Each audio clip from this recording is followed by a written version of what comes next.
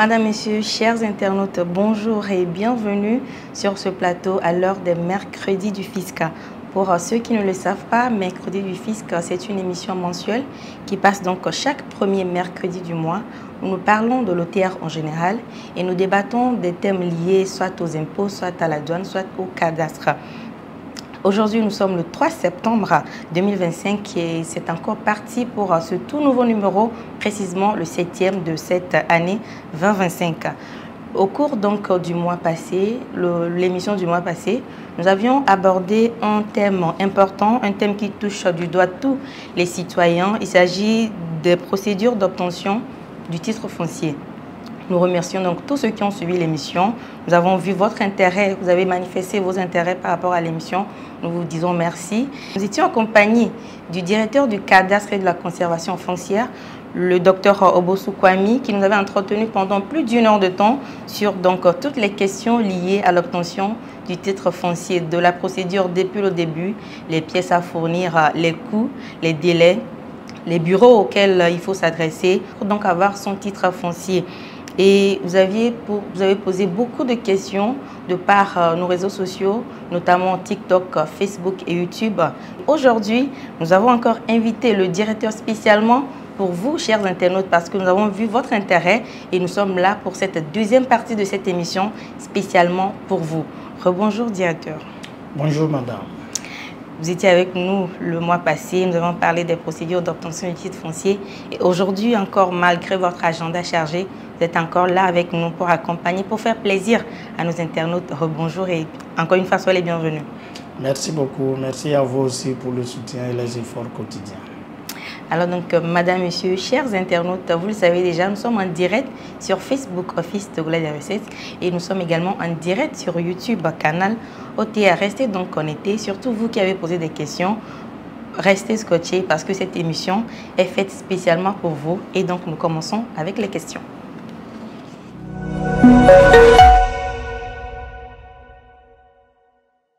Rebonjour, nous sommes sur le plateau des MDF et comme je le disais, madame, monsieur, vous avez été très nombreux à poser des questions sur nos réseaux sociaux et nous sommes là aujourd'hui pour donc répondre à toutes ces questions-là. Directeur, est-ce que vous êtes prêt? Effectivement, madame. D'accord. Nous commençons donc avec la toute première question. Est-ce possible qu'un géomètre aille faire un titre foncier en complicité avec les propriétaires terriens alors qu'il avait déjà vendu ça à quelqu'un d'autre et ce dernier vit sur ce terrain depuis plus de 20 ans? Merci. Ce n'est pas le géomètre qui fait le titre foncier, c'est un propriétaire qui dit qu'il a acheté ou qu'on lui a donné cadeau ou qu'il a hérité. C'est lui seul qui peut demander le titre foncier. Le géomètre n'est là que pour aider à faire le plan parcellaire. Donc il est certainement sollicité par quelqu'un qui prétend être le propriétaire de la parcelle. Sinon, normalement, si toutes les choses vont bien, et c'est ce que j'avais dit précédemment, ce n'est pas possible. C'est le phénomène de double vente ou parfois le phénomène de fraude où quelqu'un va s'accaparer d'un terrain d'un autre pour vendre. Sinon, ce n'est pas possible. D'accord. Donc, ce n'est pas possible qu'un géomètre aille faire le titre foncier en complicité avec les propriétaires terriens. Non, c'est pas. S'il l'a fait, ça veut dire que quelqu'un lui a demandé de le faire. Et la responsabilité, ce n'est pas le géomètre, c'est plutôt la personne qui l'a sollicité. D'accord. Merci beaucoup. Alors, la deuxième question, pourquoi la procédure prend autant de temps? Merci beaucoup. Oui, c'est l'épineuse question qui revient toujours. Les gens sont sur les questions de délai. Je vais profiter pour clarifier. Et pourquoi ça prend le temps? Tout dépend. J'avais dit précédemment que il y a un arrêté interministériel qui demande à ce que le délai de production du titre foncier soit de 180 jours, soit 6 mois.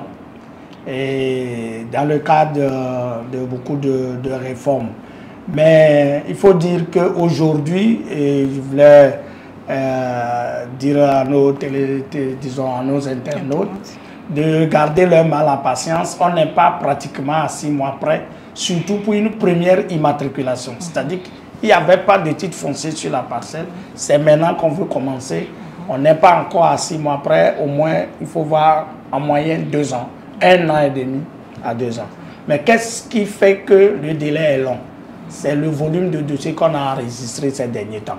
Okay. Sinon, comme on le dit, à Lomé, on reçoit par exemple en moyenne 500 à 600 dossiers par mois. 500 dossiers par mois. On ne peut pas traiter 500 dossiers en 6 mois aussi, vu l'effectif et les trucs que nous avons. À Kévier, on est même à 800 dossiers par mois. Vous voyez, donc on ne peut pas dire que les 800 dossiers que nous avons reçus aujourd'hui, 6 mois après, ces 800 dossiers puissent aboutir au titre, compte tenu des contraintes aussi de traitement et autres. Et donc, je voudrais qu'on le comprenne, et dès que, avec les efforts qui sont en cours, si nous arrivons à évacuer le stock qui était accumulé, je pense que le délai doit être beaucoup plus réduit. Mais pour les morcellement, parce que les titres fonciers, vous pouvez l'obtenir par morcellement, c'est-à-dire que quelqu'un avait déjà un titre foncier, il vous a vendu une partie, et c'est ça que vous venez. Normalement, les morcellements, beaucoup d'efforts sont faits aujourd'hui pour être dans le délai de 6 mois au maxi, pour ne pas dire entre 5 mois au maxi. Les mutations, c'est quelques jours.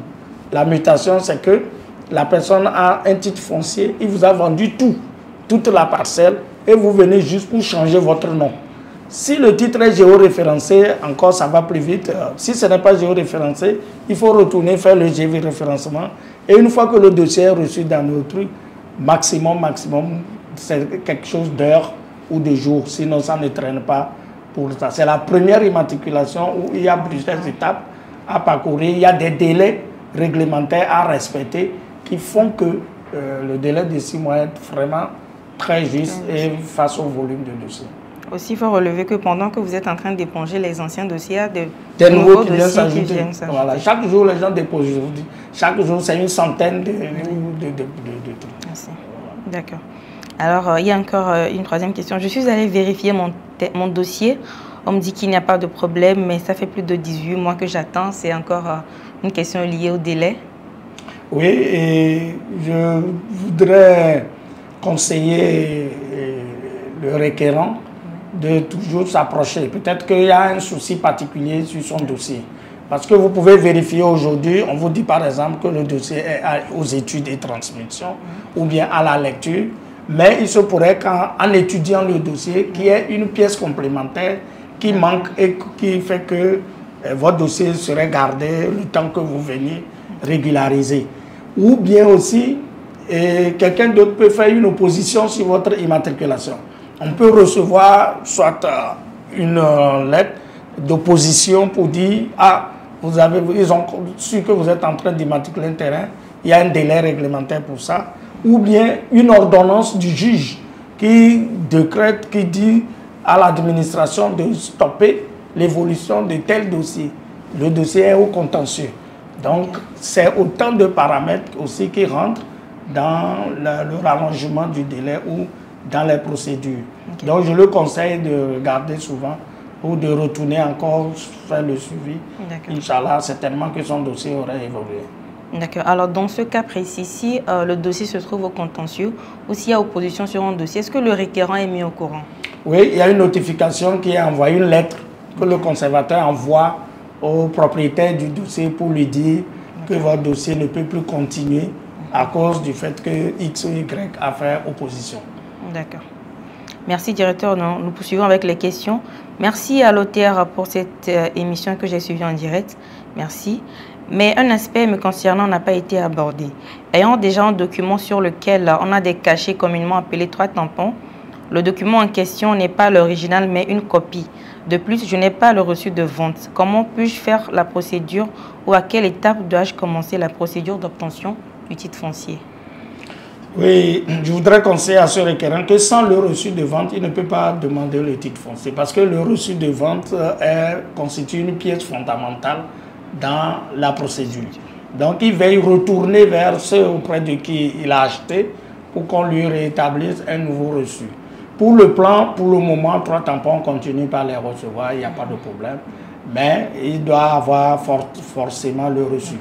Maintenant, s'il a les moyens, je le conseille carrément de refaire le plan. Parce que s'il n'a pas l'original du 3 tampons aussi, et ça peut le bloquer, on ne prend pas les copies. Il faut l'original du plan. Avant, c'est en couleur violet. Et voilà, et il faut qu'il l'ait. S'il a ça, ça peut passer, mais s'il ne l'a pas, il doit refaire le plan et il doit aller chercher forcément le reçu de vente. Ok, d'accord.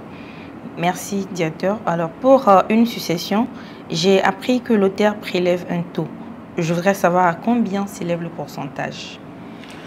Merci beaucoup pour une succession. Et cette question concerne les héritiers. C'est-à-dire que vous avez hérité d'un terrain de votre papa ou de votre maman. Et donc, la procédure voudrait normalement qu'au décès du papa ou de la maman, qui est ce qu'on appelle une déclaration de succession. C'est-à-dire qu'on désigne les héritiers légaux. Et cette déclaration de succession donne où on liste les biens légués par leur défunt père ou mère aux héritiers. Et il y a un droit d'enregistrement qui est perçu sur cette déclaration de succession. Et ce droit d'enregistrement dépend du lien que vous avez avec celui pour lequel vous héritez son bien. Et c'est de 2% à 10%. 2% lorsque c'est moins de 2 millions, 4%, 6%, 8%, le maximum c'est 10%. Et c'est les formalités d'enregistrement de la déclaration de succession. Et ça vous permet de pouvoir maintenant vendre ou bien signer un bien en vente. Je voudrais aussi profiter pour dire que si vous héritez d'un bien, peut-être il y a même un titre foncier dessus, vous héritez d'un titre foncier de votre papa qui est décédé, vous êtes les héritiers. Avant de vendre ce terrain, vous devez convertir, vous devez muter d'abord le titre foncier en votre nom. Si vous ne mutez pas le titre foncier à votre nom, que vous signez un reçu de vente à quelqu'un, c'est comme vous êtes en train de vendre un bien qui ne vous appartient pas. Donc, il faut que les gens aussi comprennent ça, parce que certains dossiers sont bloqués pour ça. Un, ils n'ont pas fait la déclaration de succession. Deux, ils n'ont pas muté le titre avant de vendre.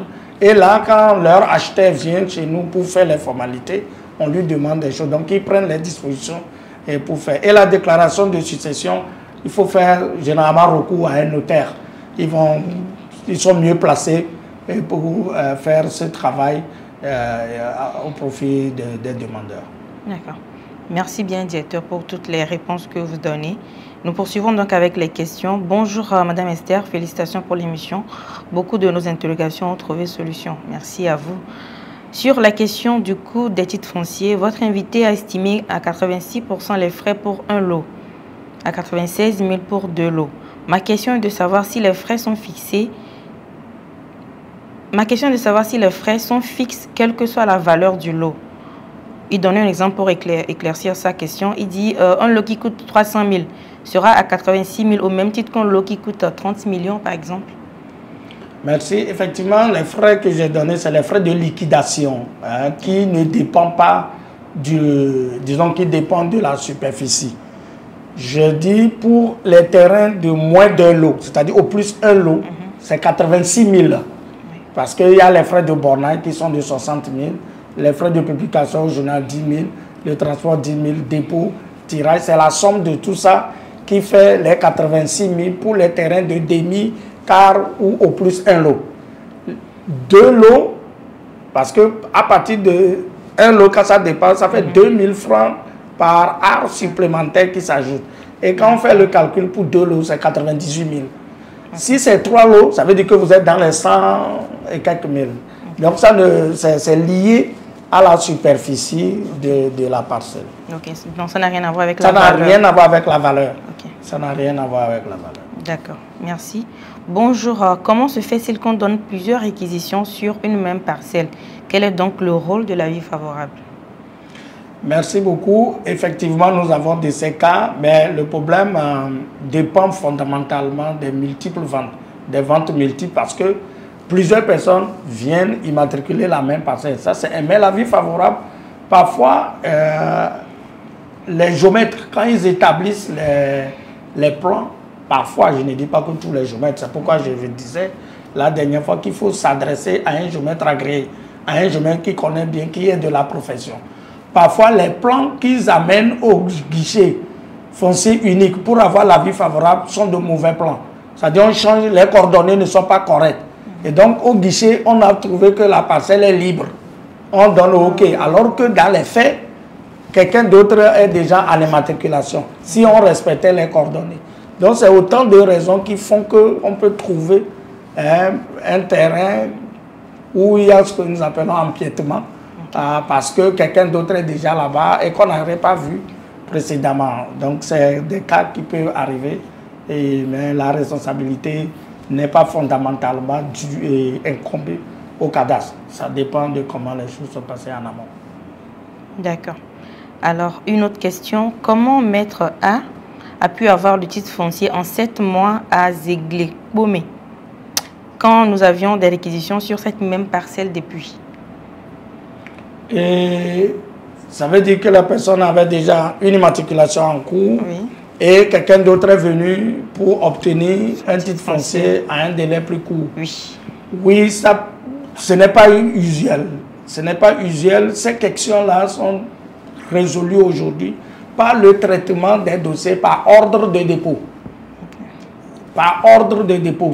Aujourd'hui, même si on vous fait le bornage, au niveau de la sécurisation, nous prenons le temps de pouvoir sécuriser les parcelles par ordre de dépôt. Et donc, peut-être une erreur administrative, je ne connais pas le cas spécifique pour statuer, oui, mais aujourd'hui, c'est des choses sur lesquelles nous travaillons pour éviter qu'une réquisition récente puisse aboutir à un titre foncier sur une parcelle alors qu'il y avait une réquisition ancienne. Si j'avais vraiment le cas spécifique, si donnait le numéro de réquisition, ça nous permettrait de mieux donner la réponse. Mais je voudrais leur rassurer qu'aujourd'hui, c'est des situations qui sont vraiment très rarissimes.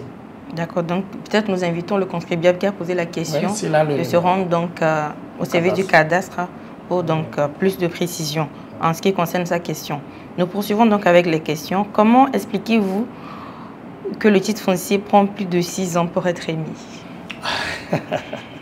Nous ne sommes pas à 6 ans, c'est un peu exagéré. Peut-être que son dossier a eu un problème particulier qui a été débloqué après. Sinon, comme je l'ai dit, le délai moyen, c'est au plus 2 ans, 1 an et demi. Mais comme je le dis, avec la digitalisation et les efforts que nous faisons pour évacuer le stock que nous avons, on peut même tendre vers 12 mois au plus. Mais 6 ans, je pense que c'est exagéré. Mais qu'est-ce qui fait bloquer? Parfois, c'est un problème, un litige foncier qui a bloqué le dossier. Peut-être que la justice a pris du temps pour trancher l'affaire à sa faveur pour que son dossier puisse continuer. Sinon, ou bien lui-même, il y a une pièce à compléter, il n'a pas su pour pouvoir ramener rapidement cette pièce. Le dossier peut faire cela. Parfois même, on n'a même pas fait de bornage. Lui l'a déposé, il est parti. Et son numéro a changé. L'administration le contacte pour aller faire le bornage. On ne le trouve pas. Et donc, c'est des situations qui font traîner le dossier. Et ce n'est pas, la responsabilité n'est pas aussi du ressort du cadastre, mais du ressort du requérant qui ne s'est plus rendu tout disponible. Donc, nous, à 6 ans, on n'est pas là-bas à 6 ans. Aujourd'hui, non.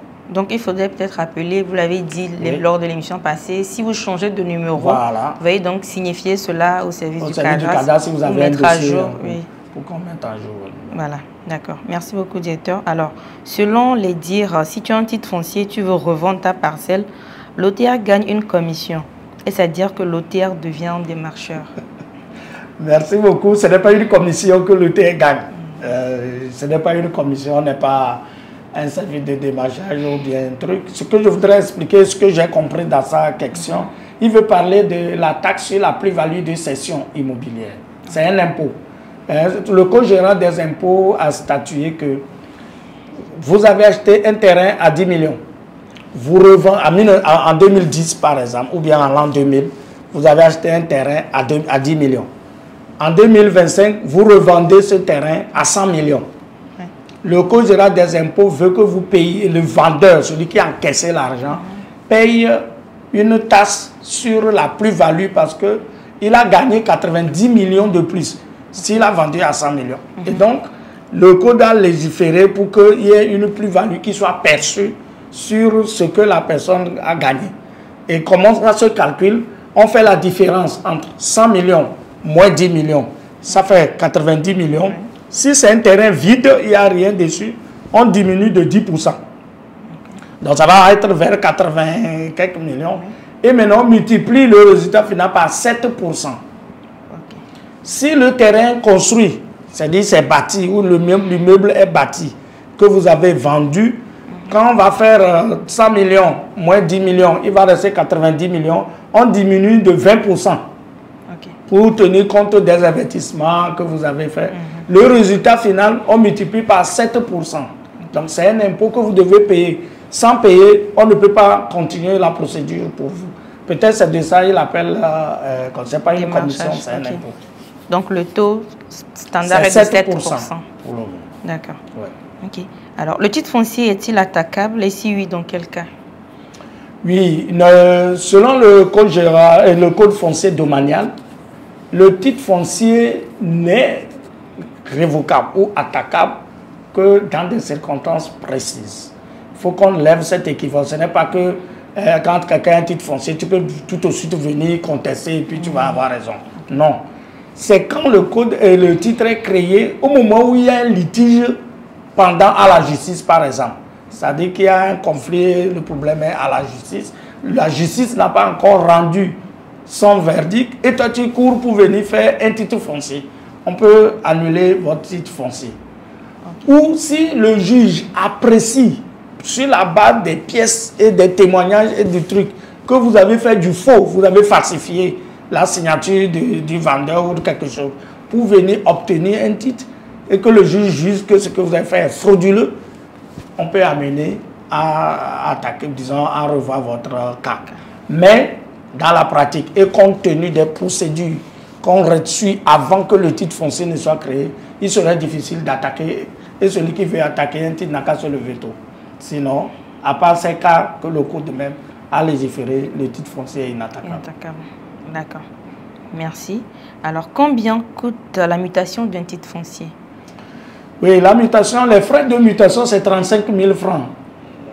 Sauf que vous devez payer la plus-value de cession si c'est vraiment un achat. Maintenant, si c'est une donation ou bien une succession, il n'y a pas la plus-value dessus. Parce que celui qui vous a donné cadeau, il n'a pas engagé, il n'a pas gagné de l'argent. Mais si c'était que l'autre, la personne a vendu, la loi l'oblige à venir payer d'abord la plus-value, plus les 35 000 francs de frais de dossier. Maintenant, dans la réalité, c'est que parfois le vendeur, lui, a encaissé son argent, il est parti. C'est l'acheteur qui vient pour faire la formalité. C'est à lui, nous, on demande de payer la plus-value. Parce que le code a dit aussi que les deux parties sont solidairement responsables du paiement de la taxe sur la plus-value de cession. Donc, si vous connaissez la loi, il vaut mieux au moment où vous lui donnez l'argent de retenir. Et les notaires le font bien. Quand c'est le notaire qui est à la base de la transaction, le notaire retient la plus-value de cession qu'il vient reverser à l'administration et puis le problème se passe. Sinon, la mutation, c'est 35 000 francs et sa durée, c'est quelques heures. D'accord, 35 000 francs, est-ce que c'est en fonction de la superficie? Non, quelle que soit la valeur, quelle que soit la superficie, dès que vous voulez faire une mutation, selon le code général des impôts, c'est 35 000. Avant, il faut dire que les gens payaient 4% de droits d'enregistrement. C'est ça. Donc, c'est en 2020 que le gouvernement, dans le cadre de l'amélioration du climat des affaires, a rendu ça à un taux fixe. D'accord. Alors, je pense qu'il y a encore une question liée donc, au délai. Par exemple, quelqu'un qui achète un terrain aujourd'hui et veut faire son titre foncier, donc combien de temps peut-il l'obtenir? Tout dépend de... J'ai répondu, comme je le disais, tout dépend aussi de la nature de chaque dossier. Hein. Vous pouvez vous-même acheter 2 terrains. Vous avez acheté chez telle collectivité ici, après vous avez acheté sur telle autre collectivité. Et le même jour, vous avez déposé les 2 dossiers au cadastre pour avoir titre foncier. Ce n'est pas sûr que les 2 aboutissent à la même date au titre. Tout dépend de la nature et des problèmes que chaque dossier a. Donc le délai, il y a le délai réglementaire, mais il y a aussi les conditions qui sont liées à la propriété ou au dossier que vous soumettez et des pièces que peut-être ce dossier pouvait demander. Okay. En tout cas, merci bien, monsieur le directeur, pour toutes les réponses que vous donnez, chers internautes.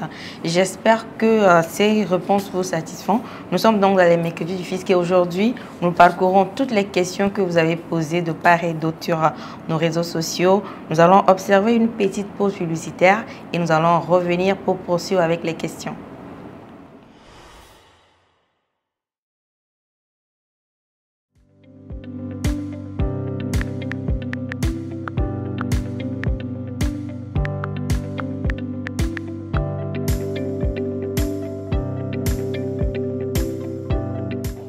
Ne vous faites pas arnaquer. Effectuez vos paiements relatifs au titre foncier sur les bonnes dédiées dans les différents services du cadastre de l'OTA. N'envoyez jamais de l'argent à une tierce personne par Move Money ou Yas. Nous sommes de retour sur le plateau des MDF. Nous avons consacré l'émission d'aujourd'hui à vous, très chers internautes, parce que vous avez posé plein de questions et aujourd'hui, nous sommes là avec le directeur du cadastre et de la conservation foncière donc pour répondre à toutes vos questions. Nous continuons donc avec les questions. Alors, directeur, par exemple, nous avons déjà répondu à cette question. Pourquoi les Français n'ont pas besoin d'autorisation préalable? Est-ce que les Togolais ont les mêmes avantages pour posséder une parcelle en France?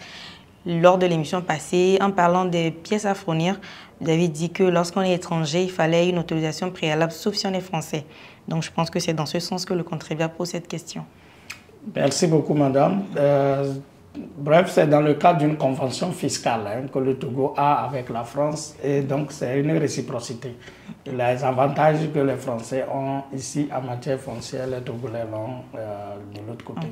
Voilà. Donc si un Togolais veut acheter une parcelle en France, il n'y a pas de problème. Il n'y a pas de problème. Ça devrait normalement se passer. S'il n'a pas, il n'a qu'à signaler et les autorités peuvent utiliser les voies idoines pour réagir. D'accord. Alors, si je paie un lot avec mon frère que nous nous sommes déjà convenus à partager et que je désire faire un titre foncier chez moi, que faire? Vous êtes libre, si le partage est déjà fait, vous pouvez utiliser les documents de votre parcelle pour immatriculer. Si votre frère ne veut pas le faire, que vous voulez immatriculer pour vous, c'est comme toute démarche. Vous faites le plan parcellaire, vous accompagnez ça du document qui prouve que c'est à vous cette parcelle, soit un reçu ou bien un acte de partage qui spécifie, vous joignez la pièce d'identité, tout comme la procédure normale, vous soumettez. Mais si le bien vous appartient ensemble, je pense que c'est en ce sens. Ça, c'est pas possible. Tu ne peux pas immatriculer un bien qui appartient à plusieurs, en ton nom seulement, c'est pas possible. Mais on peut les faire le titre foncier pour les deux. Là, on écrit les deux sur le titre. Ils peuvent soumettre conjointement pour une seule immatriculation. Ils peuvent soumettre le dossier. On va écrire sur le titre foncier comme là par exemple. Oui. Le jour où ils sont prêts, elle va venir faire le morcellement éventuellement.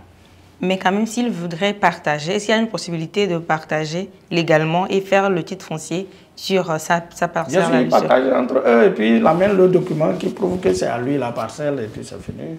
D'accord. Ouais. Le partage se fait à quel niveau? Non, ce n'est pas nous qui faisons le partage, puisque nous, on est là pour immatriculer le terrain pour celui qui le demande. Donc le partage, c'est comme la vente, ça se fait hors de l'OTS, hors du cadastre. D'accord. Voilà. Alors, que dites-vous des géomètres agréés qui escroquent des centaines de mille dans le processus d'obtention du titre foncier? Y a-t-il des sanctions pour ces géomètres? Merci. C'est pour éviter cela que l'Office fait beaucoup d'efforts pour qu'on explique les situations aux gens. Si quelqu'un se sent escroqué par un géomètre, il n'a qu'à se référer aux services compétents. Il y a les autres services qui sont là. Sinon, nous, au cadastre, étant donné que c'est des acteurs privés, nous n'avons pas de sanctions pour ces choses-là. Les sanctions que le TR prévoit, que ce soit sanctions disciplinaires ou autres, c'est le personnel. C'est un agent qui se rend coupable d'un cas d'escroquerie ou autre. Là, les tests en vigueur au sein de l'Office règlent carrément son problème. Mais si c'est un acteur privé, certainement que la personne devrait s'en remettre au service. Il y a la police, il y a la gendarmerie, il y a la justice et tout ça. Voilà ce que je peux dire par rapport à sa préoccupation. D'accord, merci. Alors celle-là, je pense que ce n'est pas une question, mais c'est plutôt une suggestion. Il est grand temps que l'État crée une institution publique pour créer donc un reçu de vente sécurisé. Un reçu de vente. Un reçu de vente sécurisé, peut-être pour éviter la question de double vente. Bon, c'est une idée, hein, mais il faut qu'on analyse la faisabilité. Hein. Puisque la terre appartient au privé et aux collectivités, ça sera difficile. Mais ce que les efforts qui sont faits, c'est pour qu'on encadre au maximum les transactions pour qu'il y ait moins de problèmes éventuellement. D'accord. Donc, en parlant d'autorisation préalable, comment obtenir cette autorisation auprès du gouvernement? Quelles sont les conduites à tenir et auprès de quel ministère s'y rendre? Oui, si c'est un Togolais, là, lui il n'est pas concerné par l'affaire d'autorisation préalable. Maintenant, si c'est un étranger, il écrit au gouvernement, c'est même le président du conseil qui donne l'autorisation. Donc, il écrit, il joint les pièces qui prouvent que la parcelle l'appartient et tout, et puis il demande à ce qu'on l'autorise à avoir un titre foncier sur la parcelle. Mais je voudrais rappeler qu'il s'agit d'une autorisation préalable. C'est quand vous avez l'intention d'acheter, vous devez d'abord aller obtenir cette autorisation avant d'acheter le terrain. N'allez pas acheter le terrain, vous avez construit dessus, et puis c'est quand vous voulez avoir titre foncier que vous venez pour avoir l'autorisation préalable. Là, vous tombez sous le coup de la loi. Il s'agit dans ce cas d'une régularisation. Et le Code foncier domanial a interdit toute régularisation de situation. Donc, avant d'acheter, vous produisez un document qui dit que j'ai l'intention d'acquérir un terrain ici, auprès de X, auprès de Y, je suis de telle nationalité, voici, et je sollicite une autorisation pour le faire. Et le dossier est envoyé au service technique, vous déposez au secrétariat général du gouvernement, et le dossier est envoyé au service technique qui étudie et qui donne leur avis. Et le gouvernement, si vraiment vous répondez aux critères, un courrier d'autorisation maintenant vous est envoyé et que vous joignez à votre pièce quand vous allez déposer le dossier. D'accord. Alors, que dites-vous aux mandataires après avoir délivré un reçu de vente, signant un droit de propriété, qui reviennent sur leur décision et refusent ainsi de signer l'accusé après le bornage contradictoire? Je l'avais dit la dernière fois que ça ne devait pas être normal. On se conseille ou on sensibilise, on voudrait que ces mandataires stoppent ou arrêtent ces manières de faire qui font bloquer beaucoup de dossiers. Vous aviez vendu, ou bien votre papa a déjà vendu, il a pris l'argent, il a fait vous, c'est vous qui le représentez. On vient à vous, ou bien c'est vous-même qui avez vendu. On vient pour accuser, vous demandez encore qu'on vous donne 1 million, 2 millions. Les gens spéculent sur cette question, c'est pas normal. Et nous voudrons vraiment les demander de surseoir à ce genre de comportement. Une fois que vous reconnaissez avoir vendu, donnez les moyens à la personne de pouvoir jouir du bien pour lequel il a investi tant de millions. Donc c'est une sensibilisation que nous lançons et pour que les gens cessent ce genre de choses. Le problème est réel, beaucoup de gens viennent à nous et beaucoup de dossiers sont stoppés parce qu'ils n'ont pas pu signer les accusés pour qu'ils puissent rentrer en possession de leurs droits. D'accord. Alors, un individu a volé le titre foncier de mon papa lorsqu'il était sur son lit d'hôpital et maintenant il n'est plus. Que faire? Merci beaucoup. Et je ne sais pas si c'est le papa qui est décédé ou c'est l'individu qui a volé le titre qui est décédé. Alors, s'il connaît l'individu, il n'a qu'à appeler l'individu, l'amener à la gendarmerie ou auprès des services compétents pour l'aider à récupérer de ses mains le titre foncier. Qu'à cela ne tienne, on suppose que le titre est perdu. Si le titre est perdu, alors il doit entamer la procédure de duplicata. Parce que le titre foncier est établi en un seul exemplaire original. La copie du titre que le conservateur signe, c'est en un seul exemplaire original. Les services du cadastre et de la conservation foncière n'ont pas un double pour que quand vous venez, on va vous sortir l'autre. Non. Donc, vous devez entamer la procédure du duplicata de votre titre foncier. Et si vous permettez, je vais ouvrir une petite parenthèse sur ça. Alors, la procédure duplicata commence d'abord par la déclaration de perte. Celui qui a perdu le titre, c'est lui qui fait vraiment la déclaration auprès de la police pour dire « mon titre foncier est perdu ». Cette déclaration de perte est publiée au journal officiel 2 fois. on fait 2 annonces. En fait, c'est pour rechercher. Si quelqu'un l'a, il faut que la personne vous le donne. Donc, vous faites la publication de cette déclaration de perte au journal officiel 2 fois. Vous légalisez les journaux officiels dans lesquels l'avis est paru. Et puis, vous allez, d'abord aussi, il faut demander ce qu'on appelle l'état descriptif. Il faut s'assurer que la personne n'a pas hypothéqué le titre qu'il a volé ou qu'il a perdu auprès d'une institution financière. Donc, c'est cette information que nous appelons état descriptif. Vous venez au service de la conservation foncière pour dire, donnez-moi les renseignements sur tel titre foncier. Et vous prenez ce papier, plus la déclaration, disons la déclaration de perte est déclarée. Et quand vous finissez, le juge doit aussi prononcer un jugement de duplicata. Donc, avec les insertions aux journaux, plus les légalisations, vous allez, les pièces, vous allez vers le juge. Et le juge prononce la perte définitive parce qu'on a fait une recherche infructueuse. Il va déclarer, prononcer la perte et demander à ce qu'on puisse vous établir un duplicata. Et c'est tous ces documents-là que vous ramenez au CADA pour qu'on puisse vous établir un duplicata de titre foncier. Et donc, cette procédure peut vous prendre, ça dépend, un minimum 5 mois, 4 à 5 mois. Et si vous finissez, une fois que le dossier est déposé, si c'est un vieux titre, c'est-à-dire c'est un terrain qui n'était pas géoréférencé, nous on retourne pour faire le bornage et géoréférencer. S'il était déjà géoréférencé, dès que vous déposez, on vous établit votre duplicata parce que le plan est déjà dans notre système. Voilà ce que je veux. Donc, quand les gens perdent les titres, souvent ils viennent chez nous, ils pensent que nous avons le double pour leur remettre. Non, c'est une procédure qu'il faut entamer. C'est parce que le titre foncier regorge un caractère très important que le législateur a encadré pour que les gens n'exagèrent pas dans son utilisation.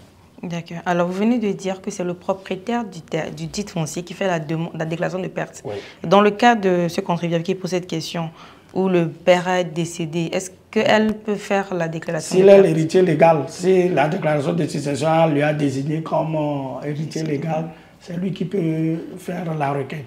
Sinon, il faut qu'il voie celui qui est leur représentant qui peut faire. Parfois, les gens qui sont chargés de l'administration des biens aussi, parce qu'ils ont des documents officiels, ils peuvent faire cette demande-là. D'accord. Alors, est-ce qu'une autre personne peut faire le suivi du titre foncier à part la personne qui a fait le dépôt? Et si oui, à qui peut-on s'adresser?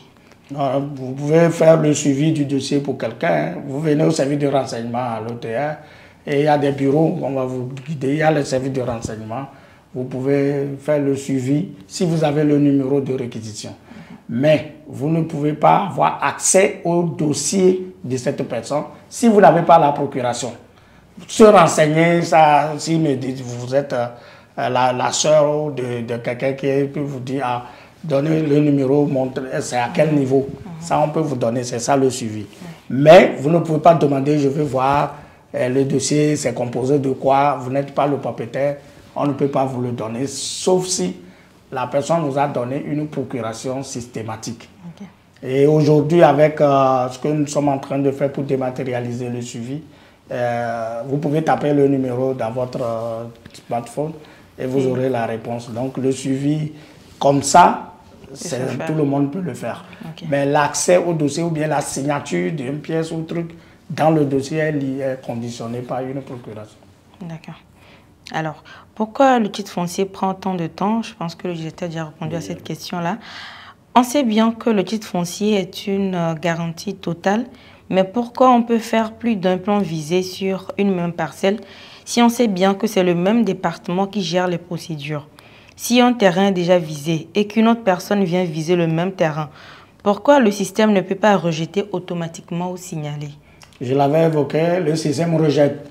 Et beaucoup de rejets sont faits quand nous tapons les coordonnées et que nous voyons que c'est déjà visé, on rejette.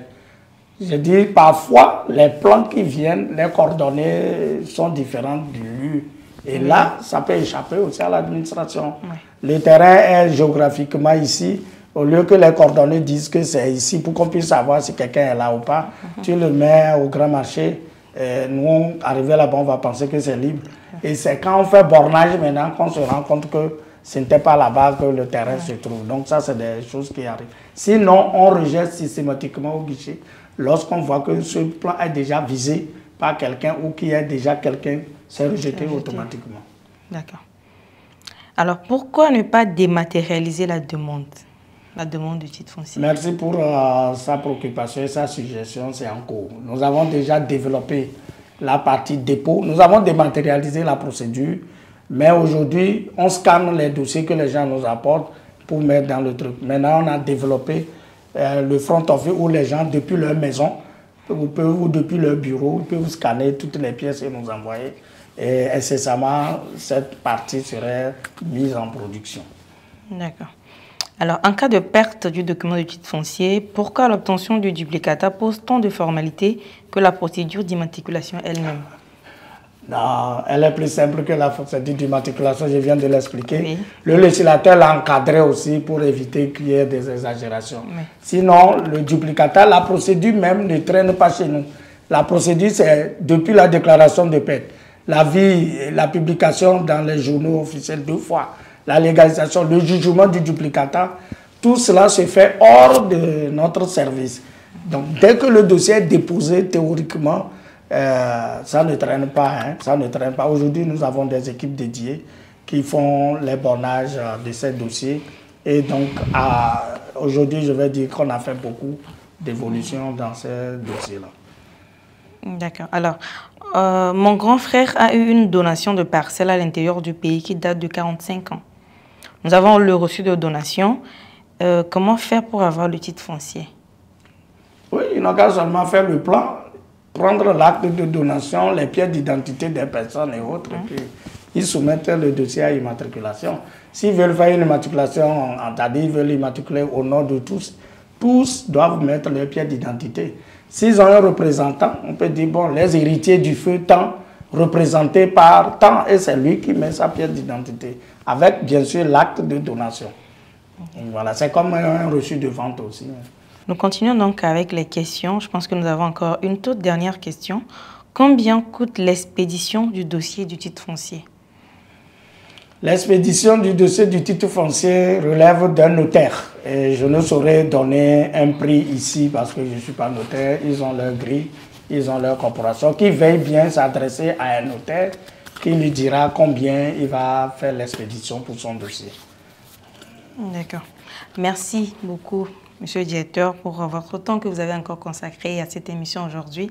Nous venons d'éplucher toutes les questions. Est-ce que vous avez un mot pour nos requérants? Merci beaucoup, madame, pour les efforts. Le message que j'ai à l'endroit de nos requérants, c'est d'abord éviter de se faire arnaquer, éviter de verser de l'argent à tout bout de champ. Si nous arrivons à donner les montants que l'ETF perçoit, c'est pour éviter que d'autres ne vous enarquent ou ne vous donnent des montants différents de ce que nous donnons, qu'ils soient vraiment vigilants pour ne pas tomber dans ces pièges. Qu'ils soient aussi vigilants en contrôlant au préalable les plans ou les parcelles qu'ils veulent acquérir. Les services techniques sont là, il faut que vous établissiez un plan. Parce que parfois, les plans qu'ils utilisent, c'est des plans non géoréférencés, c'est des petits papiers, je l'avais dit la dernière fois. Quand ils prennent ça, qu'ils viennent dans notre service, au moins pour checker ou bien pour s'informer sur ceux qui vendent les terrains. Parce qu'il y en a, ils ne disposent même pas de terrain là-bas. Lui, il a vu juste l'eau vide, il saute dedans, il vient t'accompagner, que ça l'appartient, sans information préalable sur sa moralité, sur son origine, sur quoi vous acceptez et puis vous lui remettez des millions. C'est après qu'on se rend compte, donc qu'on évite cela. Et que dès que vous avez un dossier au cadastre, que vous changez de numéro, qu'ils viennent changer le numéro chez nous pour que nous puissions maintenir le contact avec eux. Et leur demander toujours la patience et de faire le suivi comme il le faut. Et aussi, le centre de contact de l'OTR est là, le 8201, pour toute information liée à leur dossier ou à tout renseignement. Et nous restons disponibles pour les servir. Et beaucoup d'efforts de dématérialisation sont en cours et nous espérons dans les prochains mois que beaucoup de problèmes seront derrière nous. Je vous remercie.